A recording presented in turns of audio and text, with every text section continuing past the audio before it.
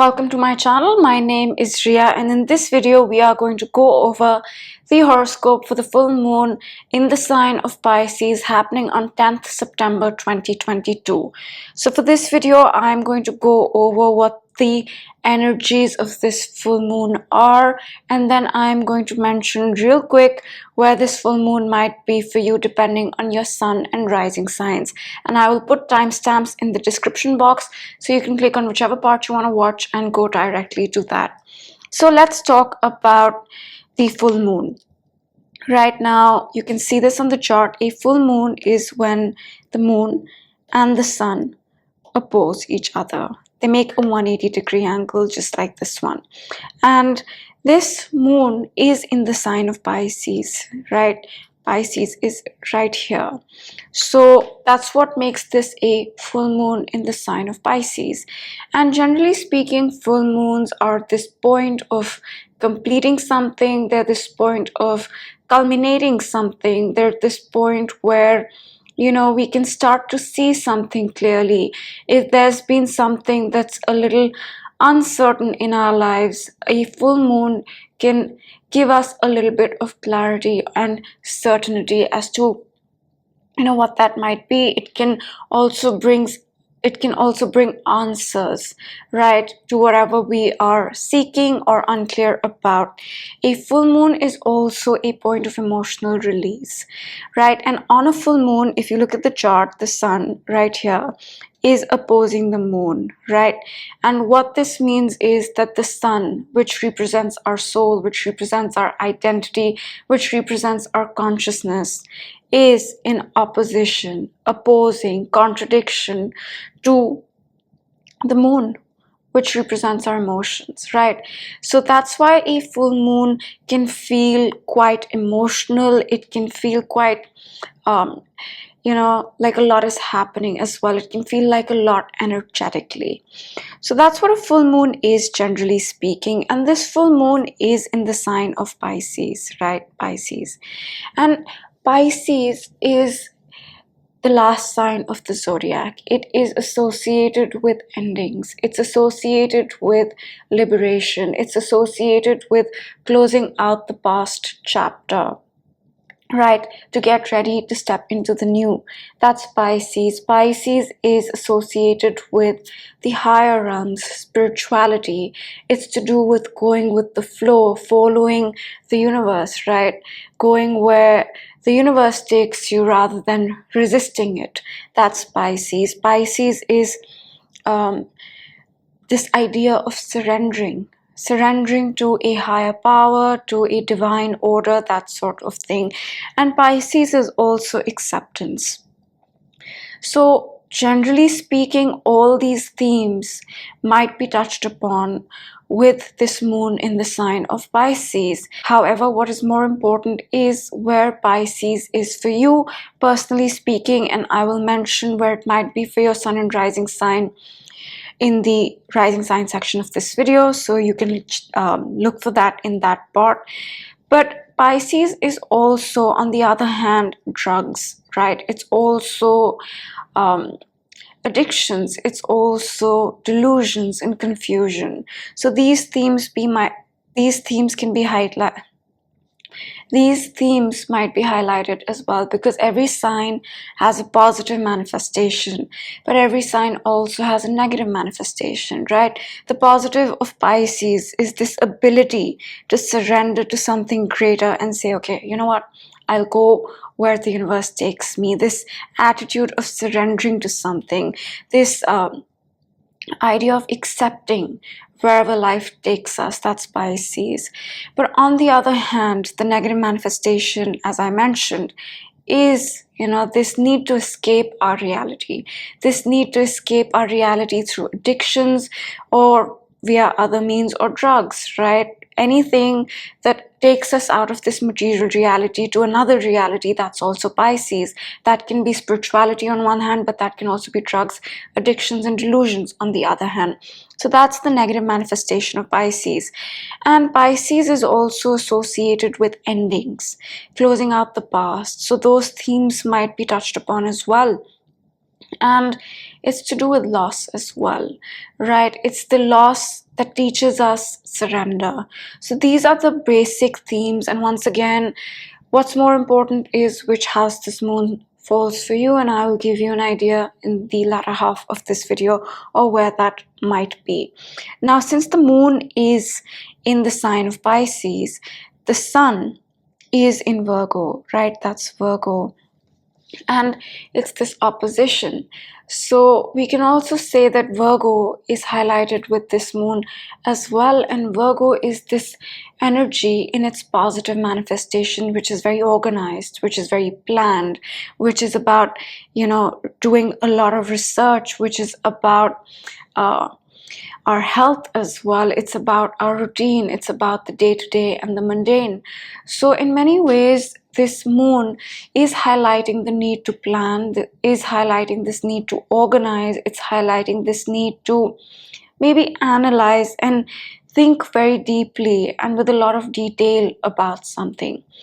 But the negative of Virgo is this need to want to be perfect, right? And that can lead to being overcritical, that can lead to being stressed. So that's something that we want to be mindful of, not being overly critical of what's going on in our lives, of ourselves, or not being stressed, right? Because Virgo energy can get stressed if not channeled in the right way. If we plan, if we organize, if we focus on the details, if we focus on the day-to-day, the routine, the diet, the health, all that, that's a more positive way of channeling Virgo. So in a way, this moon is this duality between, right, planning and organizing our lives, yet surrendering, right? So it's more like we plan, we organize, we do what we can, but there's also an element of leaving it up to the universe with this one, right? Because it's Pisces and Virgo. And I remember the last full moon in Pisces, I believe it was on September 20th. I could be mistaken, last year, or 21st, around then. And that one was a major closing out point as well, right? This one is not that much, but last year was a major intense full moon in Pisces, which was about really closing out past chapters. But coming back to this moon, now I'm going to talk about the aspects that are going on with this moon to kind of get the sense of what this moon might bring. So to sum it up so far, this moon is touching upon themes of, really planning and organizing and researching and focusing on the day-to-day, but at the same time having this energy of, okay, I'll do my best and I'll go with the flow, right, wherever the universe takes me. So it's that. Now let's talk about the aspects that are going on with this moon. So let me just clean up the chart and then we'll get started. The first and the most important aspect that's going on, according to me, is that the moon here is sextiling Uranus, 60-degree angle, which is considered positive, right? Now this is Uranus and that's the north node. And if you've been watching me regularly, then you know that Uranus and the North Node conjuncted. They met up on 31st July, right? These two. Let me clean up the chart and I'll show you. So that's Uranus and that's the North Node, Rahu. And they met up, they conjuncted on 31st July. And this meeting up is not very common. It's quite rare, in fact. The last time they met up was 15 years ago, and then they met up on 31st July very recently. And what these two bring is change together. That's what they bring, because Uranus is this energy of change, right? It's about stepping into the new, it's about breaking free from the old, it's about liberation. That's Uranus, right? And North Node, Rahu, is a magnifier. And even in my last video I did mention that Rahu is very similar to Uranus in Vedic astrology, right? It's got this new age energy to it, this energy of being unconventional and rebellious, Uranus. So very similar, not exactly similar, but very similar. So together, what they bring is this change that can be sudden, that can be unexpected, that can be quite overwhelming as well, because Uranus is a lot of energy and it can make us feel slightly frazzled. So that's what happened on 31st July. They met up, started a new 15-year cycle. Some changes seated themselves, and then we had the full moon in Aquarius, right, which was 11th, 12th of August, and that was sitting right next to Saturn in a square with this energy, which was a major decision point, right? Major point of kind of embracing the new change, trying to incorporate this new energy into our lives.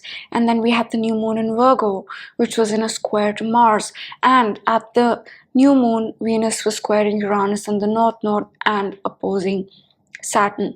And what that meant was it was time to take action, yet we were still deciding, still streamlining, still changing to adjust to this energy.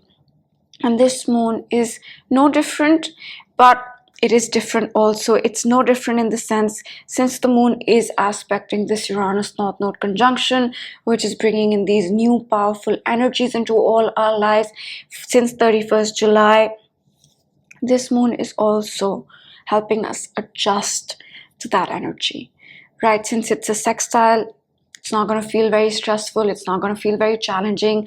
Now we've kind of reached that point after that intense full moon in Aquarius on 11th or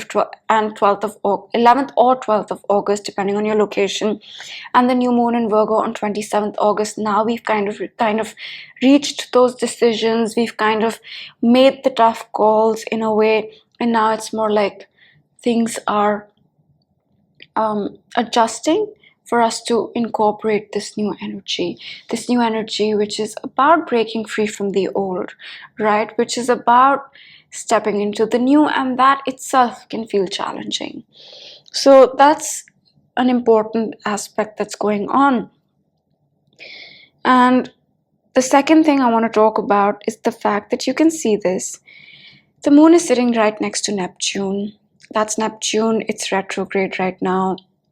And I wouldn't call this a close conjunction, right? 17 and 24, 7-degree difference almost, but it's close, right? So we are feeling Neptune on this full moon in Pisces, and Neptune here rules Pisces, right? So the moon is, you can say, in a conjunction with the ruler of Pisces. And Neptune, in many ways, is Pisces, right? It's the higher realms, it's spirituality, it's the energy of surrender and acceptance and going with the flow. So this is extremely magnified on this moon, but Neptune can also feel slightly confusing. It can feel slightly uncertain, right? So what might be happening with this aspect is that yes, we've made those decisions last month or streamlined last month to kind of adjust for this new energy that started on 31st July with the full moon in Aquarius on 11th or 12th of August and the new moon in Virgo. But what might be happening is that we are still uncertain. Is this the right decision? Were these the right decisions that I made, right? Or is there something else? So there's this element of uncertainty in a way. And the way to navigate Neptune is by surrender, right? Surrendering to what? Surrendering to your intuition, surrendering to your gut feeling. It's more about listening to your inner voice, listening to that gut feeling that you have to kind of pacify yourself and say, you know what, I'm on the right track. I may be confused mentally. I may not be able to see where this is headed currently. There might be uncertainty for the future, but in my gut, this is what feels right. Right? So there's that feeling as well on this full moon. Now, these are the two important aspects that I really wanted to talk about, but let's talk about one or two more things. Uranus and Saturn, right? I touched upon this last time as well. And if you see that, okay, this is Uranus and this is Saturn. And I spoke about this in my last video as well. The Uranus-Saturn square is active again. And if you don't know this, I'm going to give you a little bit of context. Saturn and Uranus have been making a 90-degree angle for a while. It stopped at the beginning of 2022, but all of 2021 they were in this configuration, this 90-degree angle. And to put things in perspective, the last time they were in this configuration was about 20 years ago. So this is a rare energy to feel, it's a rare energy to go through. And now it's active again. Why is it active again? Saturn's at 20, Uranus is at 18. The difference of degrees is getting closer and closer. That's why it's active. If they are far apart, right, as they have been for a few months, then we're not feeling it that much. But now we're really feeling this. And what is this? This is this energy of breaking free, right? Saturn is the old, it's the traditional, it's the past, it's the structures we've built, it's the lives we've constructed, right? That is Saturn. Saturn is the systems. Saturn is the structure of this reality. And Uranus is the one that breaks free from those structures, is the one that steps into the new, is the one that kind of likes the uncertainty in a way, right? It does not like the structures so much. It's unexpected, right? It's sudden. So there's this push and pull energy between the old, the past, the structures we have built in our lives, and the new, right? The future, where we need to go. So that's the contradiction, that's the push and pull. Should I go into the future? Should I stay where I am? Right, all of 2021 this was going on, and we got a little bit of break from this intensity, but now it's on again. And this can feel restrictive. Why can it feel restrictive? Saturn is the one that restricts. Saturn is the one that likes to limit things. It's the one that says, you know what, control it, let's control it. And Uranus likes to break free. So although we have this energy of, I want to break free, right? I want to break free. I want to let go of this. I want to step into the new. Saturn's holding us back a little. It's saying, think it through, right? Work a little bit more on these goals that you have. So it's this, should I, shouldn't I? Should I let go of this? Should I step into this? It's this very contradictory energy, but the goal is to step into the new, right? But what Saturn, like I said, every energy has a positive and negative. The negative of Saturn is restrictions, control, feeling low, feeling stressed, right? But the positive of Saturn is doing things in a structured way, working hard, discipline, right? So if we work towards the goals for the future, or where we want to go, or what our vision is, or what the new that we want to create is, in a structured way with a plan for the long run, we might not feel that restrictive, right? Because Saturn does make us feel restricted. That's just how it is, so working with a plan, working with a goal, working with a vision, a long-term vision. Saturn does things for the long term, right? It's not today this, tomorrow something else. No, it's like 5 years later, I want to get there. How do I start building now, right? So that vision of the next 5 years, which we may not even have in a very clear way right now, because even on the moon, Neptune is right there. It's uncertain, right? We may not have the clear-cut plan for the future, and that's all right. But we might have a vision of what we don't want in our lives any longer, or how we don't want to feel any longer. And to step away from that, we can come up with a plan that we work on a daily basis. So that's the way to navigate this. And another way to navigate this is to break free from the idea of who we think we should be, right? The mental construct that we all create of, I should be this, I should be earning this much, I should be living this way, I should have my own house, I should have this, I should have that. The shoulds, right? That's Saturn. Whereas you may not want any of that, right? You may want something totally different. And our wants and our desires are unique to ourselves. In fact, they support our uniqueness. So when we let go of the shoulds, I should do this, even though I don't like it, even though I might not want it, I should do this. No, when we let go of that and we embrace our truth, right? When we say, this is who I am, I don't want that, although that's the traditional, that's the done thing, and it's okay to not want it. That's another way to navigate this energy, because that need to do things a certain way, that I should be doing this, is very strong when they are squaring like this. Right, so just keep that in mind. And I think that sums it up. Another thing I do want to mention here is, let me clean up the chart a bit, is a little bit about Uranus and this. They're in the sign of Taurus right now, and they have been, right? Uranus has been in Taurus since 2019 March, I believe, for good, right? Before that, it was back and forth between Aries and Taurus. And the North Node has been in Taurus since Jan of this year. So since Jan of this year, and if you watched my weeklies, I'm not posting weeklies anymore on my channel, but if you watched my weeklies, for a long time, we had a lot of energy that was together, right? There was a lot of Aries and Taurus and pretty much nothing else at that time. And why I'm bringing this up is because since Jan especially, Taurus has been magnified. You know, Rahu is a magnifier. Whichever sign it's in, it kind of magnifies it, blows it out of proportion. And right now it's blowing up Taurus. And what that means is it's bringing Taurus into focus. Taurus is the earth, right? Taurus is our food. Taurus is the raw materials we use. Taurus is the currencies. It's the economy. So it's a financial sign along with Scorpio. So these themes have been magnified and are magnified because Rahu is there with Uranus. And that's where the conjunction took place on 31st July. So I just thought I'd mention that. And okay, yeah, the next thing I want to talk about is Mars, right? Mars, right here, that's Mars. And Mars entered the sign of Gemini on 20th of August. And this is significant because Mars this year is going to retrograde. Mars doesn't retrograde every year. But this year it's going to retrograde, and it is going to be in Gemini for a long time. All the way up till 2023, it's going to be here.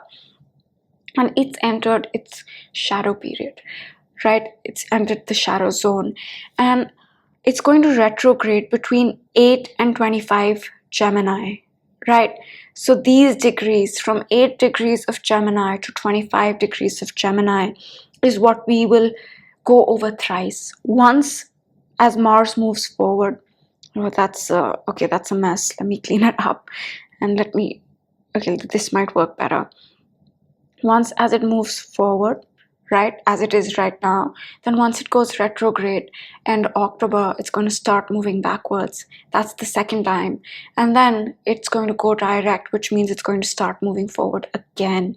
So we are going to cover the degrees between 8 to 25 Gemini 3 times, right? And if you see right now on this moon, Mars is at 11, and which means whatever comes up in your life where you're putting a lot of your energy, Mars is our energy, right? It's taking action, it's making things happen. And wherever Mars is in our chart, that's where we put a lot of our energy. So if you know your charts, look for Gemini, 8 to 25 degrees, whichever house that falls in, that's where you will be putting a lot of your energy, working, as well as these are the things that will come up for review at the end of the month, and that will stay with us into the next year for us to work on again. So that's something to consider. So with this full moon, right, pay attention to what you might be working on, because that might come up again towards the end of the year and early next year.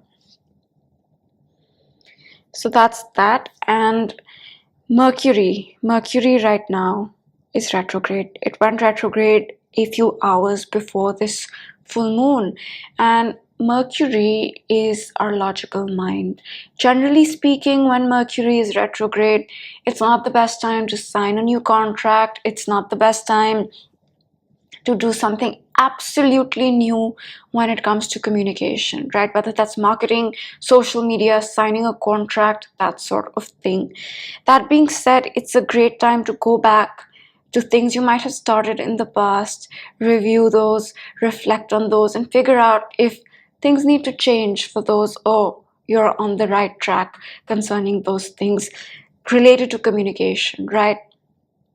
Mercury is also our health. Mercury is also our routine. So these things can come up for review as well with Mercury retrograde. And this time around, Mercury is going to retrograde between Virgo and Libra. Right, Libra is a very relationship oriented sign. So a lot of focus might be on relationships as well. We might be reviewing relationships on the moon in the lunar cycle. And when it retrogrades back into Virgo, we might begin to review our day to day, right? Our routine, our diet, our health, our job, that sort of thing. So that's something to consider, that with this full moon, since Mars is at a spot which it is going to cover again and Mercury is retrograde, a lot of what is happening on this new moon, full moon, in terms of the changes and adjustments, in terms of the uncertainty, we might find that clarity, we might find that certainty as Mercury gets out of retrograde. On 2nd October, it's going to get out of retrograde, and after some time it's going to move on and leave the area it retrograded over. And next year, when Mars moves on from the area it retrograded over, so pay attention to what's happening on this full moon, right? These are things that might come up for review later on. And I think that sums it up, right? That sums it up. So I'll just summarize this, and then I want to talk about a couple more things before I get into the signs. So let me just do that. And yeah, so to sum it up, I would say that a lot about planning, a lot about organizing, a lot about looking at the details of things in our lives, looking at our routine, looking at our diet, looking at the basics of our lives, right? And working on those, because that new moon in Virgo was in a square with Mars, working on these things, right? So working on these things, but at the same time having this element of I'm doing my best and I'm willing to go with the flow, right? That's the first thing. The second thing is that this moon is also helping us get more used to this new energy of Uranus in the North Node, get used to this new changes, because last month was all the decisions, Saturn, right? It was the decision month, you can say. And now it's like we're adjusting to those calls that we took, the decisions we made, the new energy that entered our lives, and we are adjusting to that. And it's okay to be a little uncertain. It's okay. We may not know where we are going. At the same time, there's this push and pull. The pull of the past is strong.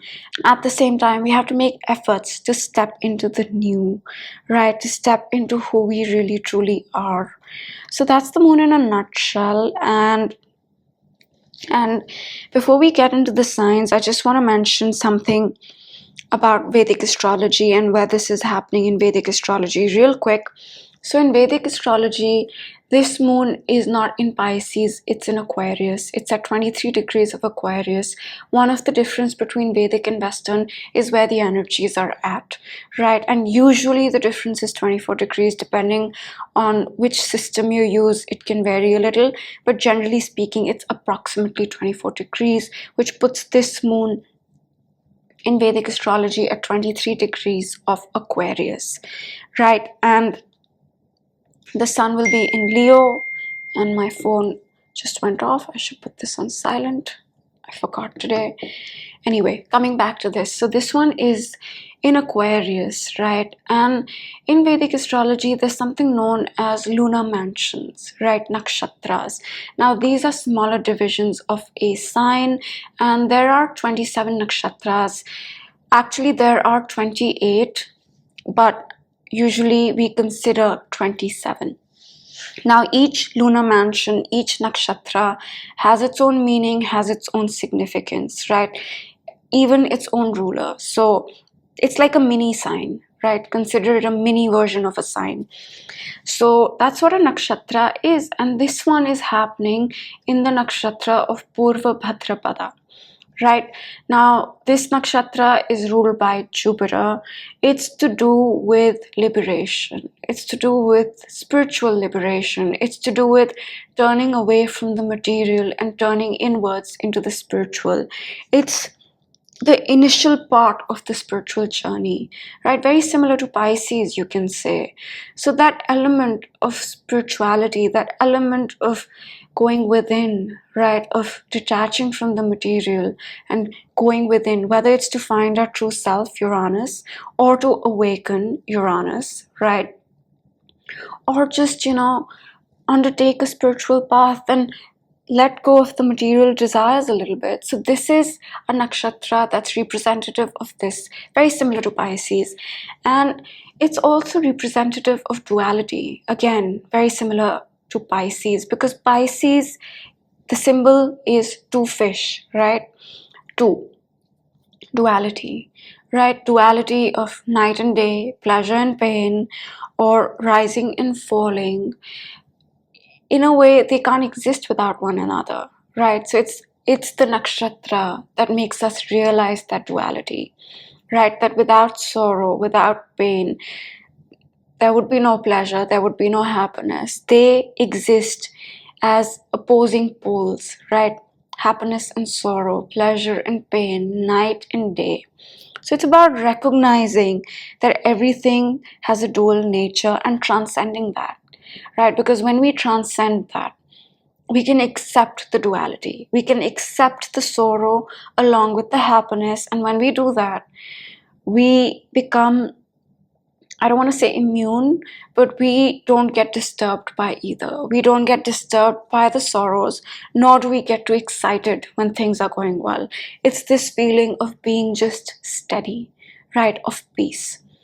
So it's that nakshatra that can help us realize the duality and say everything exists as a pair, right? Happiness, sorrow, pleasure, pain, night, day, rising, falling, whatever you look at, they exist in pairs.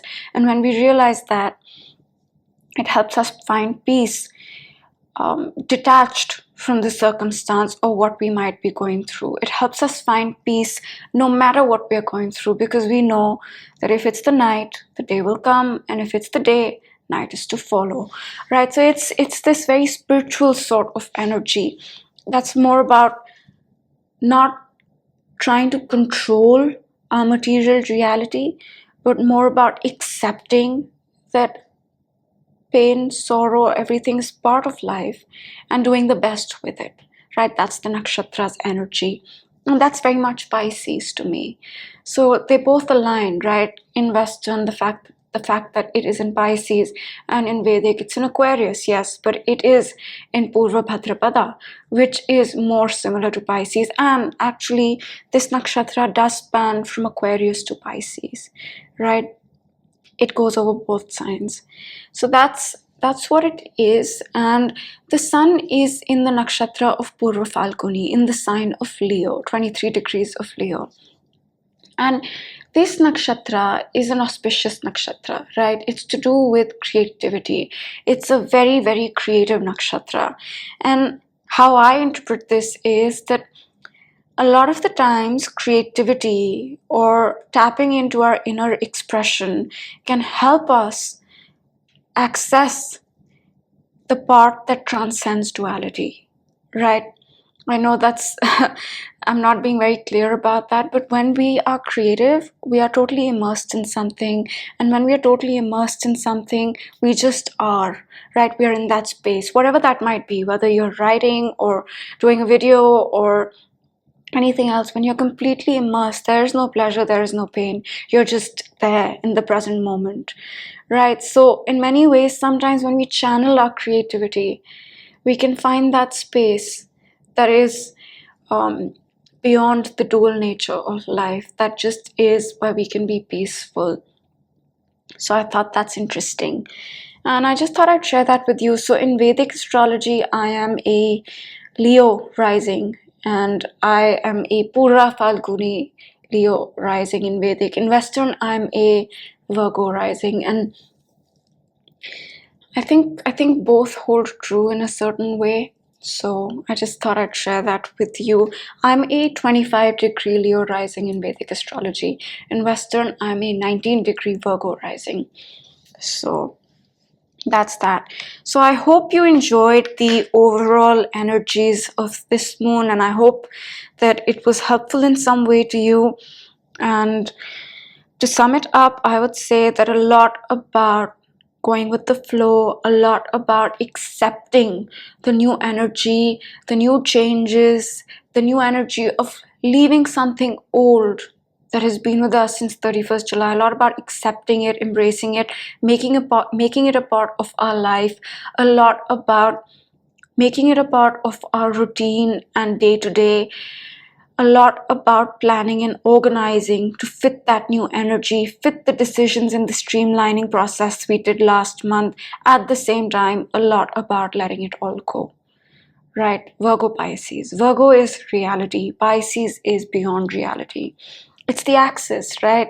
Virgo Pisces. It's that duality of being grounded in the day to day and being so grounded in the day to day that you can find that peace, find that spirituality in the day to day.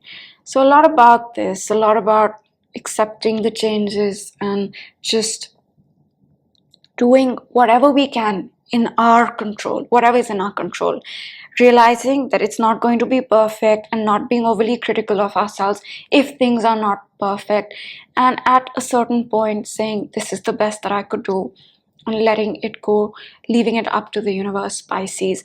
And the analysis in Vedic is also very similar because of the nakshatra it's in. So now, briefly, I'm going to mention where this full moon is happening for your particular sun and rising sign, and I would recommend watching your rising sign and then your sun sign. If you don't know your rising sign, you can always watch your sun sign. Alternatively, there are many calculators on the internet free of cost. You can just plug in your date of birth, time of birth, place of birth, and it will give you your rising sign. So we'll start with Aries and finish with Pisces. So Aries, for you, Pisces is your 12th house, right? The 12th house is to do with closing out past chapters. It's to do with the deep thoughts that you have in your subconscious. It's also the house of spirituality. It's also the house of drugs, delusions, addictions, and depression, if those apply to you, Aries. So a lot of focus on these themes. Maybe this is a point where you're closing out the past in a major way. Maybe a lot of subconscious work is taking place for you. Maybe, if drugs, delusions, addictions, depression, escapism apply to you, then those themes can come up as well. On the other hand, the sun is in your 6th house axis. Virgo is your 6th house. Health, lifestyle, your diet, your routine, your job, these things can be highlighted as well with this full moon. Now moving on to Taurus. Taurus, for you, Pisces is your 11th house. The 11th house is to do with being social, right? It's the house of your hopes, goals, and dreams as well. So a lot of energy about being social or your hopes, goals, and dreams, maybe some clarity coming through about your hopes, goals, and dreams. The sun is in your 5th house. Virgo is your 5th house. Children, creativity, hobbies, these things can be highlighted as well with the sun in the 5th house. Now, moving on to Gemini. Gemini, for you, Pisces is your 10th house. A lot about your career, a lot about your work, right? A lot about your public image as well, Gemini. The sun is in your 4th house, so home, your emotions, your family, perhaps a physical home as well. All these are highlighted with this moon as well. Now, Cancer. Cancer, for you, Pisces is your 9th house. The 9th house is the house of your beliefs. It's the house of foreign travel, connecting with foreign cultures. It's the house of higher education and learning. So a lot of energy there for you with this full moon in Pisces, and the sun will be in the opposing house, the 3rd house, highlighting matters to do with communicating with others, perhaps, changing up your immediate environment, your office space, your home space, that sort of thing. Now, Leo, for you, Pisces is your 8th house, right? So a lot to do with overall transformation. The 8th house is also your psychological makeup, so a lot of energy there as well for you. The 8th house is also intimate relationships, so something becoming clear or revealing itself connected to intimate relationships as well. The sun is in your second house, highlighting matters to do with finances, your self-worth, and your values, and your appearances, even with this full moon. Now, Virgo, for you, Pisces is your seventh house. The seventh house is to do with marriage, it's to do with business partners, it's to do with legal issues. So that's what this full moon is highlighting for you, maybe bringing some clarity for you in these areas. Virgo, and the sun is in your first house, highlighting you, right? Highlighting your identity, your appearance, your body. The first house is the body as well. So all these things. Now moving on to Libra. Libra, Pisces is your sixth house, so a lot of focus on health, on your day-to-day, on your diet, on your routine, on your exercise, that sort of thing. And the sun is in your 12th house. The 12th house is the house of the subconscious mind.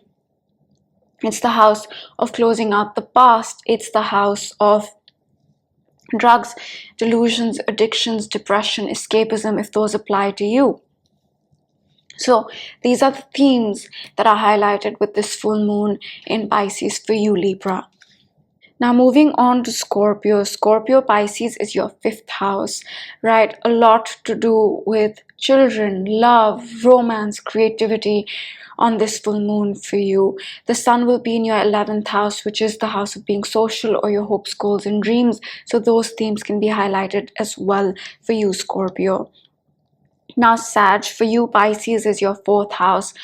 The fourth house is to do with your home, your family, your closest friends, your deepest emotions. Could be a physical home as well, could be a change of locations as well.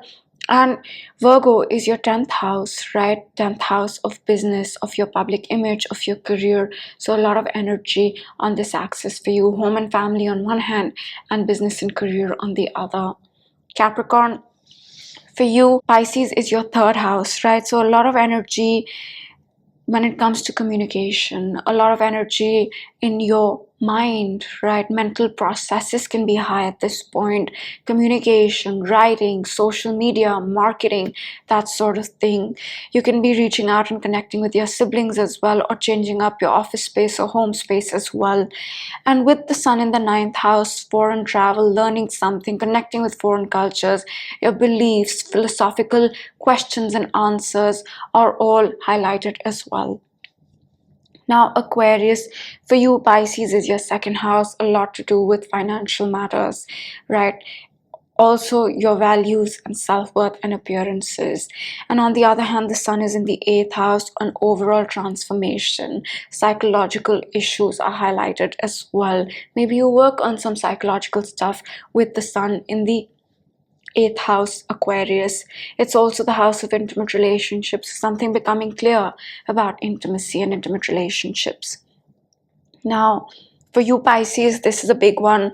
It's in your first house. It's all about you, your identity, how the world sees you, your appearance, as well as your body, right? Because the first house is the body as well. And the sun is in the opposing house, the 7th house, a lot about relationships, a lot about marriage. These are the legal relationships in your life: marriage, business partners, mother-in-law, father-in-law, that sort of thing. It's also the house of legal issues. So if those apply to you, then legal issues can be highlighted as well. So that's where the moon might be for your sun rising sign. I would recommend looking at your chart and figuring out where it is exactly, because that is the best way.